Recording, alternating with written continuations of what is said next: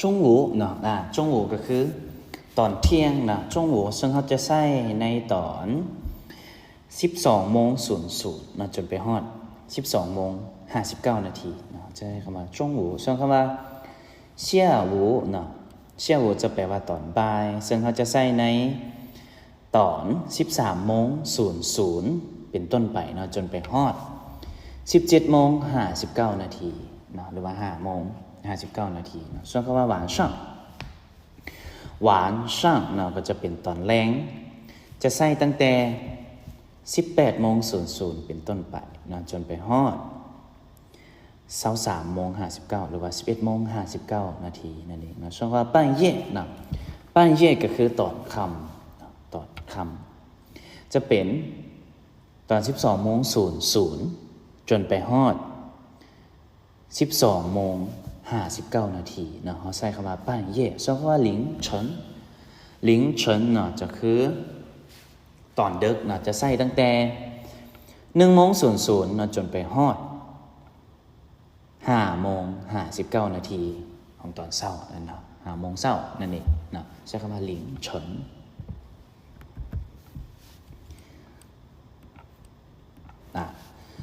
เอามาสังเกตอยู่นี่ก่อนเนาะช่วงเวลาเนาะช่วงเวลาแม่นหยังช่วงเวลาก็คือตอนเช้าตอนสวยตอนแลงตอนค่ำอีหยังอะไรเนาะซึ่งอยู่ในนี่เนาะก็คือเชี่ยหูแล้วก็มีหยังช่างหูแล้วก็มีหวานช่างเนาะนี่ก็คือช่วงเวลาเนาะช่วงเวลาส่วนตัวเลขเนาะตัวเลขอยู่นี่จะเป็นเหลียงเจียวชีเนาะแล้วก็ตามด้วยโมงได้เลยเนาะโมงก็คือเตียนนั่นเองเนาะ下午2点下午2点2:00等出来那上午9点上午9点9:00等เช้า2เช้านะ晚上7点นะ7:00แลงนะ7点คำบอกจุดเวลานะคำบอกจุดเวลานี่จะเป็นอย่างเหมียววินาทีนะ分นาทีเนาะเฟินหรือว่าเฟินจงเนาะนั่นเองนะส่วนคำว่าเครื่องเนาะเครื่องตัวนี้ก็คือว่า15นาทีเนาะทุกๆ15นาทีเขาจะใช้คำว่า一刻เนาะตัวอย่างเช่น7点一刻ก็คือ7:15นาทีนะ7:15นาทีส่วนคำว่าป้านนะป้านก็คือครึ่งชั่วโมงหรือว่า30นาทีนั่นเองเนาะ7点半7:30นะ8点半8:30ส่วนคำว่าเตียนนะเตียนนี่ก็คือโมงนั่นเองเนาะจังตรงนะ7:00ตรง8:00ตรงอย่างสินะตรงก็คือต้องเป็น00ได้นะ7:00อย่างสินะใช้คำว่าจังนี่นะส่วนคำว่าชานะชาแปลว่ายังนะชายังวุฒชา5分7点นี่สินะ7:00ยัง5นาที7:00ยัง5นาทีชานั่นเอง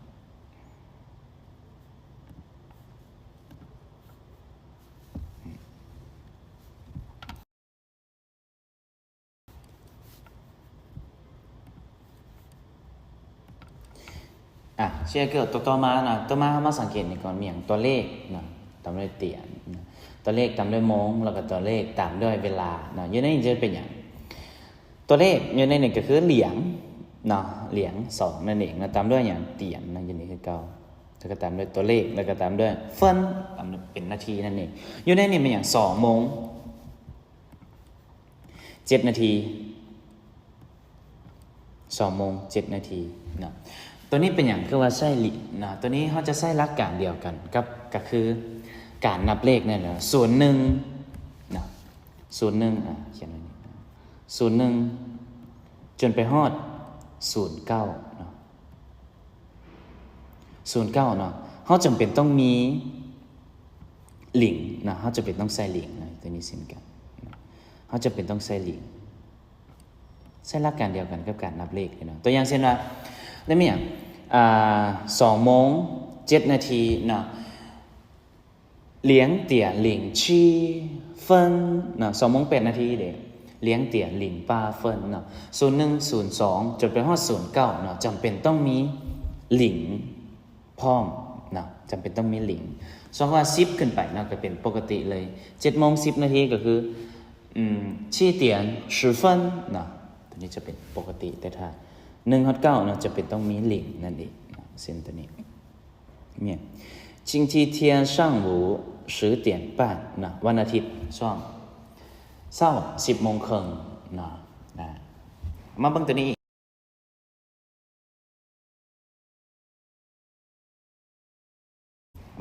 กนะตัวเลขตามด้วยเตียนก็คือเมื่อกี้เนี่ยตัวเลขเห็นป่ะจำเป็นต้องมีหลิงทั้งหมดนะจำเป็นต้องใส่หลิงใส่พ้อง2:092:09นะเลี้ยงเตียน0:09นะ3:08นะ3:085:03นะ5:03อย่าลืมบ้างตัวนี้นะ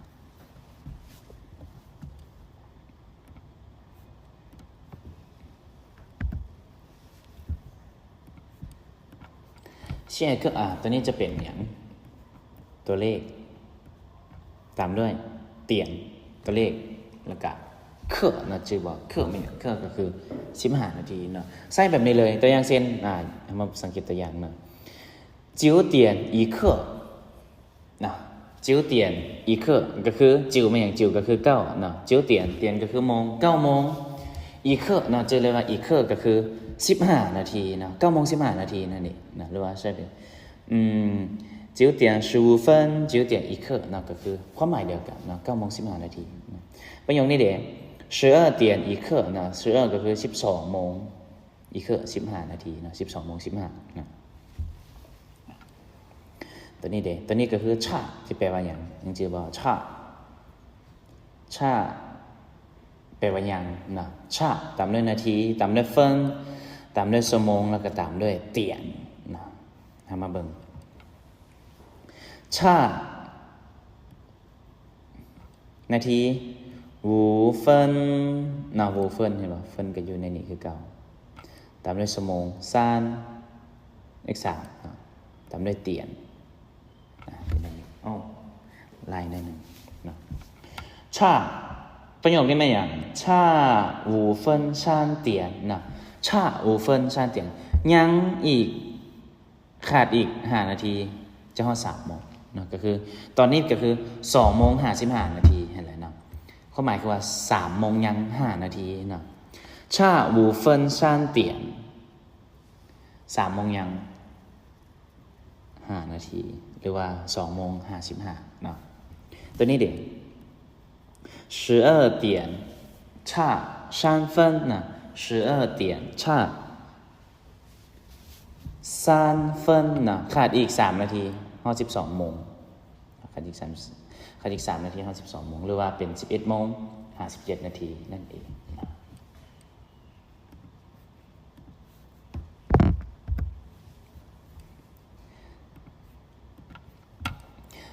ตอนนี้เราจะใช้เป็นถามจุดเวลาเนาะถามจุดเวลา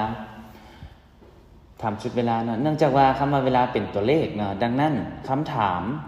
ที่ใช้ถามเวลานั้นจึงใช้คำถามถามตัวเลขเนาะจะมีอยู่2คำก็คือจีกับ什么时候什么时间เนาะ什么时间จีเนาะทำมาเบิ่งประโยค现在ตอนนี้นะจีเห็นป่ะ几点了现在几点了ตอนนี้จักโมงแล้วนะ我们几点去นะ我们几点去พวกเขาจะไปตอนใดนะจีประโยคอีกประโยคนึง明天我们什么时间见什么时间เวลาใดนะ什么时间เวลาใด我们什么时间见面นะมื้อเขาจะเจอกันตอนใดเจอกันเวลาใดนะ什么时间เวลาใดส่วนตอนใดจะเป็น什么时候นั่นเอง什么时间นะกับจีนะจะใช้ถามเวลานะ2อย่างนี้นะ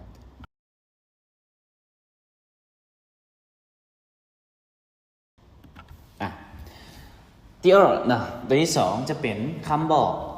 ช่วงเวลาเนาะเขาบอกช่วงเวลาเขามาเบิ่งกันว่ามีอย่างนี้เนาะเทียนเนาะหลายๆคนอาจจะคุ้นเนาะก็คือมื้อนั่นเองนะส่วนคำว่าเย่จะเป็นเดือนเนาะรื่อวันเนาะวันหรือว่ามื้อเนาะหมายเดียวกันส่วนคำว่าจี้เนาะจี้ฤดูจี้จีนั่นแหละเนาะจี้นะโจอาทิตย์เนาะเหนียนปี星期นะ星期อาทิตย์นั่นเองนะ星期อาทิตย์นะเทียนนะหามาเบิ่งหามาสังเกตสองคำนี้เทียนนะกับรื่อนะสองคำนี้เทียนกับรื่อนะเทียนนะจะใส่ในภาษาว่าวนะใส่ในภาษาว่าวนะกับรื่อนะรื่อจะใส่ในภาษาเขียนนะรื่อจะใส่ในภาษาเขียนนะแปลว่าวันหรือว่ามื้อคือกันนะเทียนนะในภาษาว่าวรื่อใส่ในภาษาเขียนแต่ว่าความหมายแปลนะก็คือแปลว่าวันหรือว่ามื้อเช่นกันนะแปลคือกันนะเฮามาเบิ่งตัวนี้นะเชียนเทียนนะเชียนเทียนมื้อซื่นเชียนเทียนนะอันนี้เด้จินเทียนมื้อนี้นะโหเทียนมื้อฮือนะจินเทียนมื้อนี้โจเทียนเมื่อวานนะจินเทียนมื้อนี้โจเทียนเมื่อวานเชียนเทียนมื้อซื่นนะต้าเชียนเทียนก็คือ3มื้อก่อนนะมื้อซื่นจินเทียนมิงเทียนมื้ออื่นนะมื้อฮือเด้มื้อฮือจะเป็นโหเทียนนะต้าโหเทียน今天明天后天นะ今天昨天前天นั่นเองนะ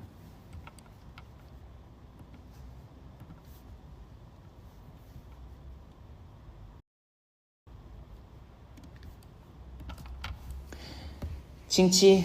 เนาะตามด้วยตัวเลขเนาะชิงชีตามด้วยตัวเลขเขาในภาษาจีนจะเป็นวันนะเฮามาสังเกตนะวันอาทิตย์นะวันจันทร์วันอังคารวันพุธวันพฤหัสวันศุกร์วันเสาร์เนาะเฮาเพียงแต่เฮานับเลข1ฮอด6ได้เฮาก็จะสามารถนับเป็นวันได้เลยนะตามด้วยชิงชีแล้วก็ตามด้วยตัวเลขนั่นเองนะเฮามาสังเกตมันวันจันทร์ชิงชีอีนั่นเองนะแต่ว่าตัวนี้ชิงชี2วันอังคารชิงชี3วันพุธชิงชี4วันพฤหัสนะชิงชี5ชิงชี6นะวันศุกร์แล้วก็วันเสาร์เนาะแต่วันอาทิตย์นะจะพิเศษในนึงนะก็คือ1 2 3 4 5 6ปกติจะเป็นชีนะที่แปลว่า7แต่วันอาทิตย์นะวันอาทิตย์เราต้อง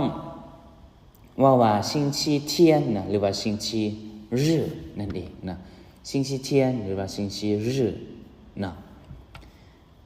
จะบอกว่าชิงชีชีเด็ดขาดนะวันอาทิตย์ชิงชีเทียนหรือว่าชิงชีรื่อส่วนวันจันทร์วันเสาร์แม่น1 2 3 4 5 6ได้เลยนะชิงชีแล้วก็ตามด้วยตัวเลขนั่นเองนะซึ่งตัวนี้นะเขาจะใส่ใน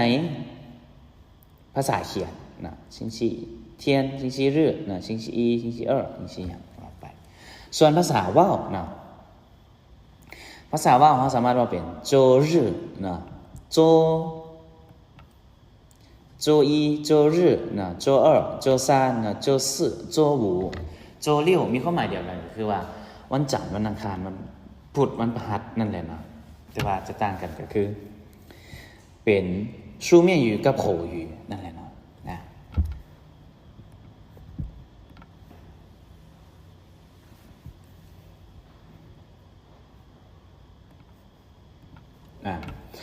ภาษาจีนนะภาษาจีนเขาเจ้าจะเริ่มนับจากวันอาทิตย์นะเริ่มนับจากวันอาทิตย์เป็นต้นไปนะวันอาทิตย์นะมีความหมายว่าอย่างวันอาทิตย์วันพระอาทิตย์นั่นเองนะทุกคนชื่อคำนี้บอกรื่อนะรื่อเดนะรื่อจะนี่แปลว่าเห็นป่ะคือดวงตะวันรื่อนะชิงชีรื่อนะคำว่ารื่อแปลว่าพระอาทิตย์หรือมีชื่อหนึ่งว่าก็คือชิงชีเทียนนั่นเองนะชิงชีรื่อหรือว่าชิงชีเทียนนะจากนั้นจึงเริ่มนับวันจันทร์เป็นเลข1นะเลี้ยงจนไปถึงวันเสาร์ซึ่งเอิ้นว่าในภาษาว่าวนะสามารถใช้คำว่าโจได้นะแทนคำว่าชิงชีนั่นเองนะโจอีหรือชิงชีอีนะ มีความหมายเดียวกันแต่ว่าจะใช้ต่างกันก็คือเป็นภาษาเว้าแล้วก็ภาษาเขียนนั่นเองเนาะเฮามาเบิ่งประโยคตัวอย่าง星期三我不在上海เนาะ星期三เป็นวันหยังวันพุธนั่นเองเนาะ我不在上海ข่อยบ่อยู่เซี่ยงไฮ้เนาะอีกประโยคนึง星期二早上我很忙星期二ก็คือวันอังคารนะเจ้าช่างนะตอนเช้า我很忙วันอังคารตอนเช้าค่อยยุ่งหลายประโยคนี้เอง你星期天要做什么呢星期天ก็คือวันอาทิตย์นะวันอาทิตย์เจ้าต้องเฮ็ดหยังนะ星期天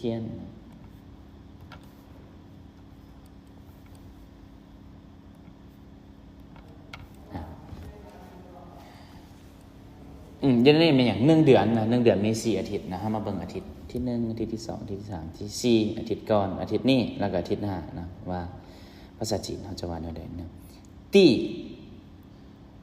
一个星期นะอาทิตย์ที่1第二个星期2แม่นแม่น2เนาะ第二个อาทิตย์ที่2อาทิตย์ที่3เด้第3个星期ได้เลยนะและอาทิตย์ที่4ก็คือ第4个星期นะส่วนอาทิตย์ก่อนนะ上星期นะอาทิตย์ก่อน上个星期อะไรนะ上个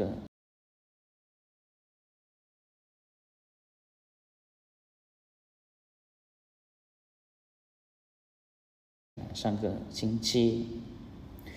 อาทิตย์นี้这个星期นะ这个星期อาทิตย์นี้นะส่วนอาทิตย์หน้านั่นก็คือ下个星期下个星期อาทิตย์หน้าตัวนี้จะใช้เป็นใ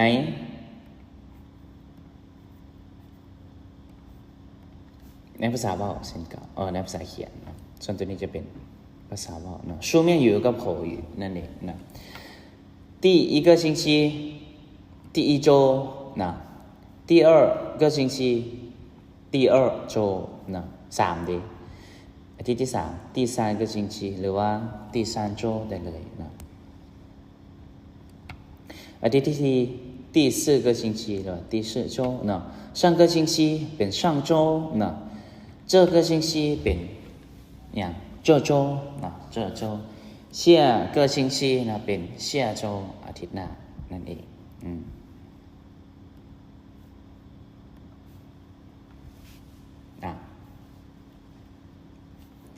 ส่วนนะการบอกวันในภาษาจีนนะจะบอกโดยตัวเลขแล้วตามด้วยคำว่าเฮ้านะอยู่ในนี้แปลว่าหมายเลขนะเลขที่วันที่นะส่วนภาษาเขียนจะใช้คำว่ารื่อนะเฮ้ากับรื่อเอามาเบิ่งตัวอย่างนะอีเฮ้าวันที่1เฮ้าอีนี่15เฮ้าวันที่15 31เฮ้าวันที่31นั่นเองนะเฮ้านะ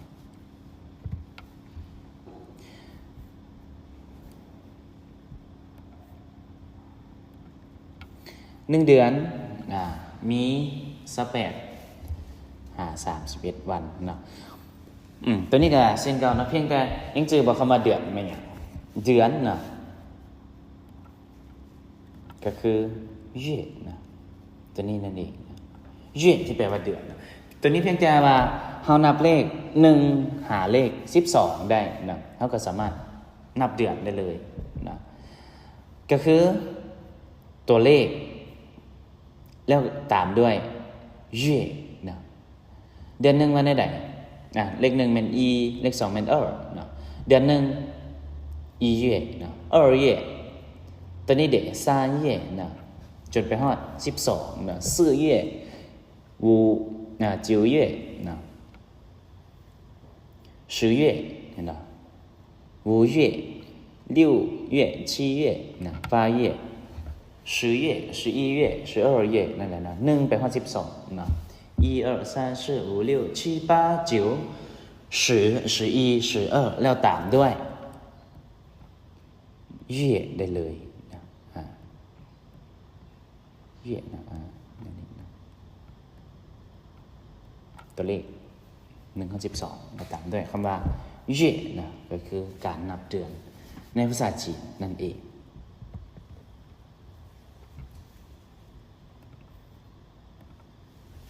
ทำมาพูดตอนนี้เนาะอยู่ในมีอย่างเนี่ยสำนวนพินินนะอยู่ในเป็นคำอ่านพินินนะครับคำเป็นลาวเนาะอันนี้มีอย่างเย่ชูนะเย่ชูก็คือต้นเดือนเนาะต้นเดือนอาจจะเป็นวันที่1ที่2ที่3ที่4อย่างก็ว่าไปเนาะเย่ชูเนาะส่วนคำว่าเย่จงอย่างเย่จงชินเนาะกลางเดือนเนาะเย่ตีแม่นท้ายเดือนอาจจะเป็นวันที่20ปลายขึ้นไปเนาะท้ายเดือนนั่นเองเนาะส่วนคำว่าเดือนก่อนมีอย่างยังจือบอกช่างเกยเย่นั่นเองเนาะช่างเกยเย่这个月คือเดือนนี้เนาะ这个月เดือนนี้下个月เดือนหน้า第一个月เดือนธมิตนะเราเดือนที่1นะ月初นะ月底นะต้นเดือนท้ายเดือน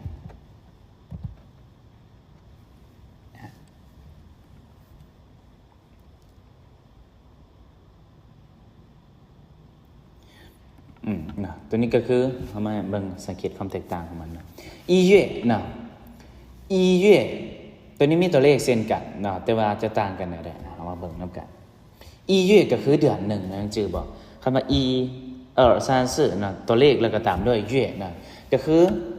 จะบ่งบอกถึงเดือนนะเดือนนั้นนะเนื่องเมื่อก่อน2กุมภาพันธ์อย่างแปลงแล้วเนาะตัวเลขตามด้วย月นะจะเป็นเดือนนะส่วนคำว่า一个月นะ一个月ก็คือ1เดือนนะ1เดือน2个月นะ2个月นะ2เดือน3个月ก็คือ3เดือนนะ3个月นะเห็นว่ามันจะมีเก้ออยู่ในนี้นะส่วนตัวนี้จะมีตัวเลขแล้วก็ตามด้วยคำว่าเย่เลยนะส่วนตัวนี้จะมีเก้อมาขันนะ第一个月นะก็คือเดือนที่1นะ第一个月第二个月เดือนที่2นะ一个月เดือน1นะตัวนี้ตัวนี้จะเป็นปีนะปีนี้หามาเบิ่งปีนี้ก่อนปีนี้แม่นจินเหนียนนะจินเหนียนปีหน้ามิงเหนียนนะปีหน้าคือมิงเหนียน2ปีข้างหน้า后年นะจินเหนียนมิงเหนียน后年แล้วก็3ปีข้างหน้าก็คือ大后年นะ后年จินเหนียนปีนี้ปีกายได้มั้ย去年นะ去年ปีกาย前年ก็คือ2ปีก่อน2ว่า3ปีก่อนนี่ก็คือ大前年นั่นเองนะ大前年ตัวนี้ก็คือปีนี้ปีหน้านะ2ปีข้างหน้านะ今年明年后年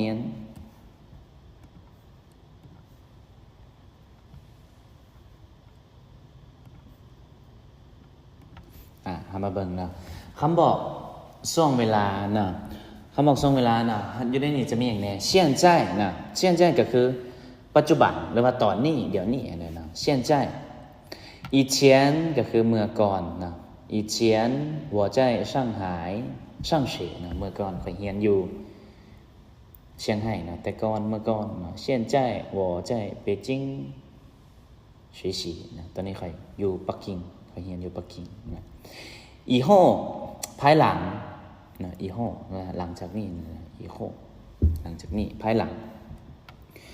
过去นะแต่ก่อนนะแต่ก่อนหน้านะ以前นะตัวนี้ต่างกันไปนะ将来อนาคตนะ将来นะอันนี้เดี๋ยว这นี่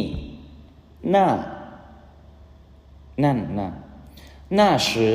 那时候ตอนนั้นนะ这时候ตอนนี้นะ这时那时นะนี่那天这天นี่那天เมื่อนั้น那天那年这年นะปีนั้นปีนี้อะไรนะ ก็คือ verb แล้วก็ตามด้วย的时候ตอนที่นะ的时候ตอนเมื่อนะตามด้วย verb นะก็คือกิริยาว่าเฮาเฮ็ดหยังนะตัวอย่างเช่นว่า上课的时候นะ上课verb นะเขียนออกมา上课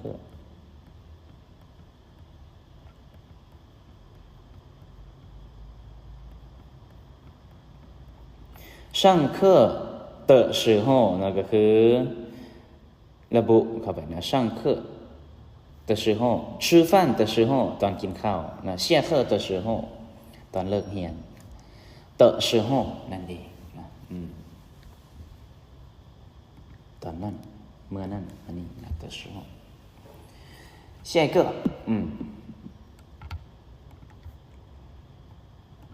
ส่วนเรื่องนี้จะเป็นการบอกลำดับปีเดือนวันเนาะในภาษาจีนเนาะเขาจะไล่ตั้งแต่ใหญ่ไปหาน้อยเนาะซึ่งอยู่ในนี้ก็คืออย่างปีเดือนลงมาหาวันเนาะตัวอย่างนะตัวอย่างเช่นอันนี้มีอย่าง186年1月18号เนาะ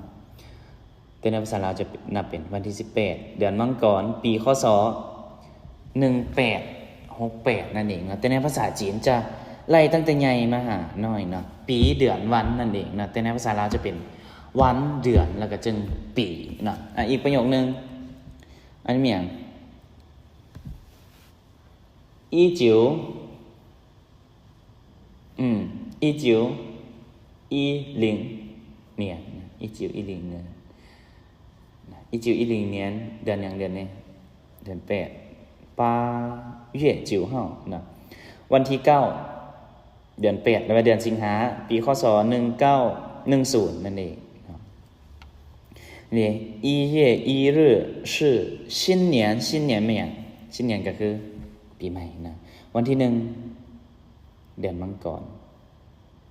เมนปีใหม่นะ1月1日是新年นะ12月24日นะ是平安夜นะ平安夜นะวันที่14เดือนธันวาคมวันคริสต์มาสก็คือในภาษาจีนถ้าเว้าเนาะก็คือต้องไล่แต่ปีลงมาเดือนแล้วก็จึงมาวันนั่นเองเนาะ